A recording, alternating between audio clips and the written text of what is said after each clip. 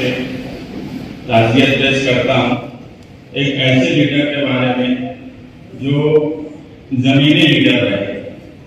میرا تعلق صرف سیاسی ہی نہیں رہا، میرا بچپن ان کے سامنے گزرا. کئی سال تک ہم ایک دیوار سے رہے، ہمارا مکان ایک دیوار سے آجو باجو میں رہا. میرے لیے ان کے انتقال کی خبر بہت بڑا صدمہ رہی. یہ شہر ہمیشہ سے نہال صاحب کے بعد اگر کسی کو زمینی لیڈر، غریبوں کا لیڈر مانا تو وہ رشید صاحب ہے. لیڈر بہت آتے ہیں، سیاسی پارٹیوں کے ساتھ رہتے ہیں، ہمارا سیاسی نظریاتی اختلاف اپنی جگہ رہا، مگر ایک وقت آتا ہے جب لیڈر کو پارٹی سے ہٹ کر شہر سے محبت ہو جاتی ہے. اور یہ بات میں نے رشید صاحب میں دیکھی. ایسے کئی موقع آئے جب نفع نقصان نہیں دیکھتے ہوئے شہر کے مفاد میں اور شہر سے محبت ان کی دل کر آئی. کئی مثالیں دی جا سکتی ہے مگر وقت کم ہے. میں بہت ماضی میں نہیں جاؤں گا. کرونا مہاماری کے وقت جب مالیگاؤں شہر پہلی کرونا مہاماری چل رہی تھی تو سب طرف ہاہکار مچی ہوئی. اس وقت دھولیے کے لیڈر نے کہا کہ مالیگاؤں شہر جان کا دھولیے میں علاج کے لیے یا کسی بھی طرح آنے پر پابندی لگا دی جائے. میں یہ بات دیکھا جب وہ لیڈر ریسٹ ہاؤس میں آیا، پورا شہر دیکھا. اس وقت انہوں نے پارٹی سے ہٹ کر نفع نقصان نہیں دیکھتے ہوئے ان کے سامنے یہ کہا کہ تم نے میرے شہر کے خلاف بولا، اس لیے میں تمہارے ساتھ اس میٹنگ میں نہیں بیٹھوں گا. یہ بہادری کا کام کوئی معمولی کام میں اس کو نہیں مانتا. اس وقت بھی میں میرے ساتھیوں کو بولا کہ یہ کام اس طرح سے کرنا کسی کے بس کی بات نہیں ہے. یہ بہت بڑی بات ہے. جب مالیگاؤں شہر کو اولویت دی گئی، مالیگاؤں شہریان کو اولویت دی گئی، پارٹی نہیں سوچا گیا. مالیگاؤں شہر میں ہمارے جیسے سیاسی سماجی کام کاج کرنے کو ہم سیکھ رہے ہیں، ان کے لیے ایک سرپرست چلے گئے. کئی موقع ایسے آتے ہیں بھلے ہم ساتھ میں نہ ہو مگر سیاسی کام کاج ہو یا سماجی کام کاج ہو، ان کو دیکھ کر ہم سیکھتے تھے، بھلے ایک مخالف سے کیوں نہ سیکھتے. عوامی کام کاج کس طرح سے کیا جائے، عوام کا فائدہ کس طرح سے کیا جائے. رشید صاحب دیکھو یہ کیے ہے عوامی مفاد میں، تو ہم کو بھی اس طرح کرنا چاہیے. ہمارے لیے میں یہ مانتا ہوں کہ سارے سیاسی لوگوں کے لیے شہر میں نہال صاحب کے بعد اگر کوئی سرپرست تھے تو رشید صاحب تھے. اب فی الحال تو مجھے مالیگاؤں شہر میں سیاسی لیڈر میں شہر کی سرپرستی کرتا ہوا کوئی نہیں دکھ رہا ہے. اللہ ان کا نعم البدل عطا کرے اور ان کو جنت الفردوس میں اعلیٰ سے اعلیٰ مقام دے. نحمدہ و نصلی علی رسولہ الکریم. اما بعد، اس تعزیتی نشست کے صدر محترم شیخ رشید صاحب کے بڑے بھائی حاجی رفیق صاحب، دو چھوٹے بھائی حاجی دلیل احمد، عقیل احمد، صاحبزادگان میں شیخ آصف صاحب، خالد حاجی، ملک، رضوان، عبدالوہاب، خاندان کے سبھی افراد اور شیخ رشید صاحب کی اس تعزیتی نشست میں تعلق، ہمدردی اور خیرخواہی کی بنیاد پر آئے ہوئے سبھی حضرات، نبی کریم صلی اللہ علیہ وسلم کا ارشاد مبارک ہے اذکروا محاسن موتاکم،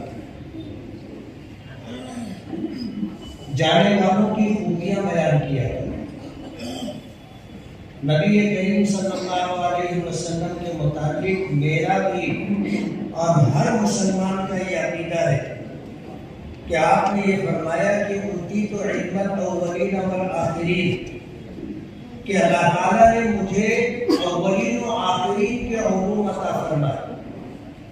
جب سے دنیا بھر جتنے انسان آئے ان کو جو علم دیا گیا، اور موجودہ دور میں جتنے لوگ ہیں ان کو جو علم ملا، اور قیامت تک جتنے لوگ آئیں گے ان کو جو علم دیا جائے گا سب کا مجموعی علم میرے آقا جناب رسول اللہ صلی اللہ علیہ وسلم کو دیا گیا تھا۔ ہم بھی اس بات کو سمجھتے ہیں کہ انسانوں میں اچھے لوگ بھی ہوتے ہیں، برے لوگ بھی ہوتے ہیں، اور یہ کوئی ڈھکی چھپی بات نہیں ہے، لیکن نبی کریم صلی اللہ علیہ وسلم کا ارشاد ہے کہ جانے والوں کی خوبیاں بیان کیا کرو، جانے والوں کی برائیوں سے پہلو تہی کیا کرو۔ شیخ رشید صاحب جیسے تھے ہم میں سے سب کو پتہ ہے، اگر کسی شخص کی مقبولیت کا اندازہ کرنا ہو تو اس کے جنازے میں کتنے لوگ شریک ہیں آپ اس سے اندازہ کر سکتے ہیں۔ میں سمجھتا ہوں کہ اب تک کی جتنی تعزیتی نشستوں میں میں شریک رہا، اتنا بڑا مجمع میں نے کسی کی تعزیتی نشست میں نہیں دیکھا۔ عیب سے پاک اللہ کی ذات ہے، اللہ کے علاوہ ہم میں سے کوئی بھی عیب سے پاک نہیں۔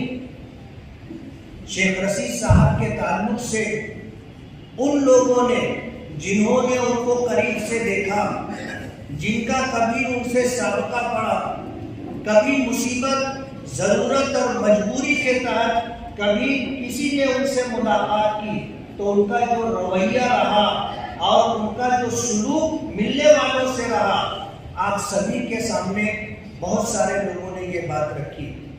کہتے ہیں زمانہ چاہیے اس طول داستہ کے لیے، کہنے والے اپنے تجربات کے پیش نظر، اپنے مشاہدے کے پیش نظر گھنٹوں بول سکتے ہیں۔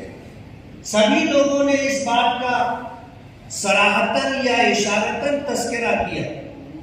شیخ رشید صاحب کسی نے کہا ہے کہ بہت سی خوبیاں کی جانے والوں میں بہت سی خوبیاں ہوتی ہیں، اور شیخ رشید صاحب بھی گئے تو بہت ساری خوبیوں کے مالک تھے، جبھی اتنا بڑا مجمع ان کی تعزیتی نشست میں آیا ہے۔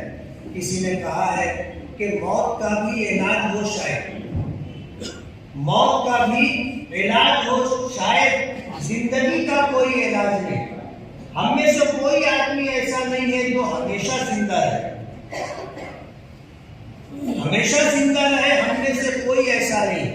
اگر اس کائنات میں، اس دنیا میں اللہ پاک کسی کو ہمیشہ کی زندگی دیتا تو اس کے حقدار سرور کونین ہمارے آقا جناب رسول اللہ صلی اللہ علیہ وسلم ہوتے۔ آپ نے فرمایا اعمار امتی ما بین 60 و 70، میری امت کی اوسطاً عمر 60-70 سال، یہ اوسط عمر ہے۔ کچھ لوگ اس سے پہلے ہی چلے جاتے ہیں، کچھ لوگ اس سے زیادہ بھی عمر پا لیتے ہیں، لیکن یہ اوسط ہے 60-70 سال۔ آپ دیکھو ہمارے آقا کی عمر مبارک کی، جب آپ ہمارے درمیان تھے پردہ نہیں فرمایا تھا، 63 سال کی عمر تھی، 63 سال کی عمر میں آپ نے پردہ فرمایا۔ حضرت ابوبکر کی عمر 63 سال تھی، حضرت عمر کی عمر 63 سال تھی، حضرت عثمان غنی رضی اللہ تعالی عنہ کی عمر 82 سال تھی۔ بتانا یہ ہے کہ آپ اگر دیکھو گے تو تقریباً اسی کے آس پاس لوگ اس دنیا سے رخصت ہوتے ہیں۔ میری بھی 62 سال کی عمر ہو گئی ہے، 63 رننگ ہے، زندگی کے آخری پائدان پر آتی ہے، زندگی کے آخری پائدان پر۔ ہم میں سے کب کس کا بلانا آ جائے کوئی نہیں جانتا، لیکن جو لوگ اس دنیا میں آئے ہیں انہیں جانا ہے، ہر حال میں جانا ہے، اور جانے والے کے ساتھ اس کی خوبیاں جاتی ہیں، جانے والوں کے ساتھ ان کے اعمال جاتے ہیں۔ کوئی عزیز قریب بھی نہیں جائے گا۔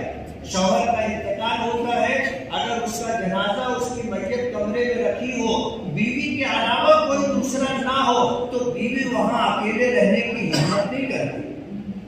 یہی حال شوہر کا ہے کہ بیوی کا انتقال ہو جائے اور شوہر کو یہ کہا جائے کہ تم رات بھر یہاں اسے سنبھالو، اکیلے بیٹھنے کی اس کی ہمت نہیں ہوتی، حالانکہ یہ ساتھ زندگی بھر کا ساتھ اور تنہائی کے ساتھی تھے۔ لیکن موت ایک حقیقت ہے، ایک تلخ حقیقت ہے، اور اس کائنات کی سچائی ہے۔ جانا سب کو ہے، جو جاتا ہے اپنے اعمال لے کر کے جاتا ہے، اور یہی اعمال اسے کام آئیں گے۔ عبادات کا تعلق اللہ رب العالمین سے، اس میں اگر کمی بیشی ہے اللہ کے رحیم و کریم ذات سے امید ہے اللہ پاک درگزر کا معاملہ فرمائے گی۔ لیکن خدمت ایک ایسا عمل ہے کہ ہمارے آقا نے فرمایا خیر الناس من ينفع الناس، تم میں سب سے بہتر شخص وہ ہے جو لوگوں کی نفع رسانی کا کام کرے۔ شیخ رشید صاحب میں بہت سی خوبیاں ہیں، یہاں شاید ثابت ٹیلر صاحب بیٹھے ہوں گے، انہوں نے مجھے ایک واقعہ سنایا تھا کہ ایک غریب آدمی تھا، اس کی بیٹی کی شادی کا مسئلہ تھا، یہ اس مجلس میں موجود تھے، اس شخص نے آ کر کے تذکرہ کیا، شیخ رشید صاحب نے 50,000 روپے منگوا کر کے اپنے ہاتھ سے اس غریب شخص کو دیا۔ یہ معمولی بات نہیں ہے، آج دینے کے لیے لوگ 200 روپیہ دے کر کے جان چھڑانے کی کوشش کرتے ہیں، اتنی بڑی رقم دینا یہ ان کا معمول رہا ہوگا جب ہی انہوں نے دیا، اور اگر آدمی کا معمول نہ ہو تو آدمی اتنی بڑی رقم نہیں دے سکتا۔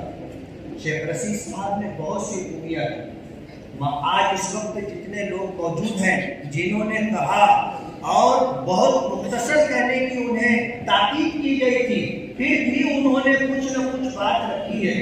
2 منٹ میں 1 منٹ میں تعزیت نہیں ہوتی، 1-2 منٹ میں تو ہم یہی کہہ سکتے ہیں کہ مرحوم کے تمام بھائی برادران، مرحوم کے تمام صاحبزادگان اور خاندان کے لوگوں کو ہم تعزیت مسنونہ پیش کرتے ہیں، لیکن جانے والوں کے پیچھے جو لوگ جانے والوں کی خوبیاں بیان کرتے ہیں یہ جانے والے کے لیے سند کا درجہ رکھتی ہے۔